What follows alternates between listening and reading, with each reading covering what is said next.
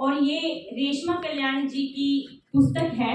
और इस पुस्तक के लिए मैं सबसे पहले इसके कवर पेज से बता दूं कि ये कवर पेज उन्होंने खुद ड्राइंग किया है, पेंट किया है, ये उन्होंने खुद बनाया है।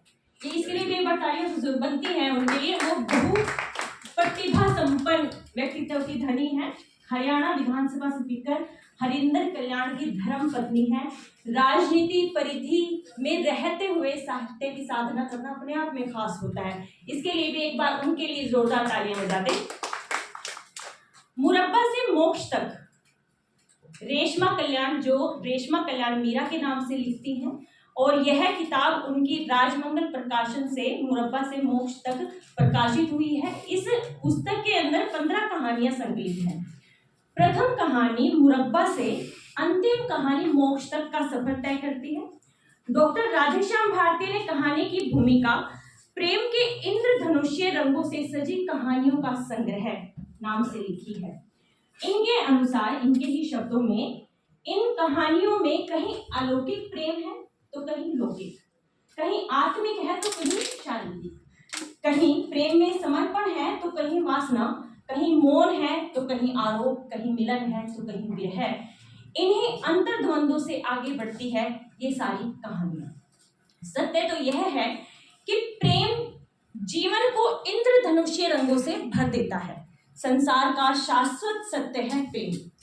लेखिका ने प्रत्येक कहानी में इसका प्रमाण दिया है। प्रत्येक कहानी में पौराणिक संदर्भों से, त्रेता द्वापर से प्रेम लेकर कृष्ण और मीरा, राधा, सत्यभामा से के जो कहानियां थी, जो पौराणिक संदर्भों में उनकी कहानियां थी, वहां के प्रेम से लेकर कलयुग के प्रेम तक का सफर तय किया है। लेखिका ने कमाल तो ये किया है कि पात्रों के नामकरण भी उसी हिसाब से रखे हैं। राधा कृष्ण मीरा, वो कलयुग में भी राधा कृष्ण मीरा ही हैं। प्रेम का स्वरूप भी उन्होंने लगभग वही रखा है। लेखिका मनोगत से अपनी बात कहती है, मनोगत शीर्षक से अपनी बात कहती है। वो लिखती हैं, कलयुग के अब तक 5125 वर्ष बीत चुके हैं, फिर भी त्रेता और द्वापर युगीन प्रेम कथाएं लिख रही हूँ, किंतु प्रेम तो प्रेम होता है, नया या पुराना नहीं। हाँ, युग एवं काल के अनुसार ढंग और प्रभाव बदलते रहते हैं। यह कहानी संग्रह लेखिका ने अपनी बेटी एशना और समस्त युवा पीढ़ी को समर्पित किया है। आज की युवा पीढ़ी जब हम के विस्तार से केवल मैं में संकुचित हो गई है, मैं और मेरा तक वह पीढ़ी सिमट चुकी है। आज के समय में परिवार, रिश्तों का कोई मायने नहीं है, बस मैं, मेरा, मेरी इच्छाएं, वही आज के समय में सब कुछ है। इस कहानी संग्रह से हम के लिए प्रेम के महत्व को समझने के साथ साथ अपनी भारतीय संस्कृति, जिसे वह कटती जा रही है, नए अर्थों में समझ पाएगी यह नई युवा पीढ़ी। भारतीय संस्कृति, पौराणिकता को समझने की उत्सुकता, जिज्ञासा निश्चित तौर पर यह कहानी संग्रह युवा पाठक वर्ग में जागृत करेगी। प्रकृति का मनोरम चित्रण भी इन कहानियों में प्रेम के मुरब्बे में चाशनी सा स्वाद बढ़ाता है। मुरब्बा कहानी में आम के बाग हो या फिर बीड़ा कहानी में छत्तीसगढ़ के जंगल, पारिजात के फूल हो या कीकर वन की गिलहरी में कीकर, हमारी पीढ़ी की ये अनमोल धरोहर रही है। बेशक जैन जी की पीढ़ी इसे ना समझ पाए, लेकिन हमारी समृद्धि से कभी विस्मृत नहीं कर सकती। ये केवल पेड़ पौधे या फूल पत्ते नहीं होते, ये होते हैं हमारे अकेलेपन के साथी, हमारे राजदार, हमारे दुखों के सहभागी। तभी तो गुलमोहर कहानी में जब नायिका प्राणों से प्रिय प्रेम पत्रों को जलाती है तो गुलमोहर से लाल फूल नहीं झड़ते, बल्कि खून के आंसू बहने लगते हैं। आलोचक इसे मानवीकरण अलंकार कहता है, परंतु यथार्थ में प्रकृति ही मानव को अलंकृत करती है। अब बात करें इनकी कहानियों में नारी विमर्श की, तो रेशमा जी की कहानियों में एक विशेषता यह भी है कि उनकी नारी संघर्षशील है, स्वाभिमानी है, त्यागी है। वो कहीं भी असहाय, कमजोर पड़ती नजर नहीं आती। मुरब्बा कहानी की ललिता जो कृष्ण से प्रेम करती है, पर राधा कृष्ण के प्रेम के लिए स्वयं सखी बनना स्वीकार कर लेती है। बीड़ा की धुरपदा यानी द्रौपदी जो विषम से विषम परिस्थितियां पार कर न केवल अपने प्रेम को संजोती है बल्कि स्वाभिमान से जीने के लिए संघर्षरत है।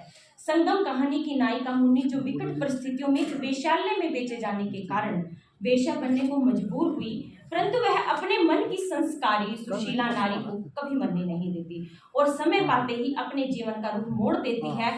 अपने हिस्से का आसमान और धरती गृहस्थ रूप में स्वयं निर्मित करती है। लेखिका ने स्त्री जीवन के संघर्षों को बखूबी चित्रण किया है और सकारात्मकता का जो परिचय दिया है वह अद्भुत और सराहनीय है। इस कहानी संग्रह को केवल एक कहानी संग्रह नहीं कह सकते, यदि इसे कहानी कविता संग्रह कहा जाए तो अधिक सार्थक होगा, क्योंकि हर कहानी को अपनी एक कविता यानी हर कहानी के पीछे उसी कहानी से संबंधित एक कविता है और उस कविता की एक अपनी कहानी है, यानी दोनों ही को परिभाषित करती है उनकी कहानी और कविता। मुरब्बा कहानी की कविता कुछ यूं है कि अमिया सा मैं, अंबिया सा मैं, शक्कर सी तू, मुझ में रची ऐसे, बना मैं मुरब्बा जैसे। गुलमोहर कविता है, गुलमोहर कहानी की कविता है। गुलमोहर सा करो मेरा श्रृंगार, रूप शालिग्राम धर करो मेरा उद्धार। और पारिजात कहानी है, उसका काव्य इस प्रकार है कि वृक्ष पुष्प परिजात मिले, फिर भी भाग्य में तुम्हारे, वृक्ष पुष्प परिजात मिले, फिर भी भाग्य में तुम्हारे। परिजात का जो पौधा होता है, पेड़ जो होता है, उसके जो फूल होते हैं वो फूल किसी आंगन में लगता है, लेकिन उसके जो फूल है वो किसी दूसरे आंगन में गिरते हैं। इसीलिए नायिका कहती है कि वो बेशक मेरे हैं, उसका वृक्ष भी मेरा है, पुष्प भी मेरा है, लेकिन फिर भी वो मेरे होते हुए भी तुम्हारे भाग्य में है। खिलना प्रांगण में मेरे, बिखरना आंगन में तुम्हारे। और गिलहरी कहानी को अलंकृत करती काव्य की ये पंक्तियां हैं कि कस्बे की वो बेटियां थी कभी नटखट गिलहरियां, उनको भी है कुछ कहना, जरा उनकी भी कुछ सुनना। कविता और कहानी दोनों में समरसता प्राप्त करने वाले पाठकों के लिए यह पुस्तक उपहार है, मुरब्बे से मोक्ष तक। अंत में पुस्तक की भाषा शैली की अगर मैं बात कहूँ तो अलंकारों से सजी कविताएं हैं और कहानियां विचार प्रधान है तथा भावमयी है।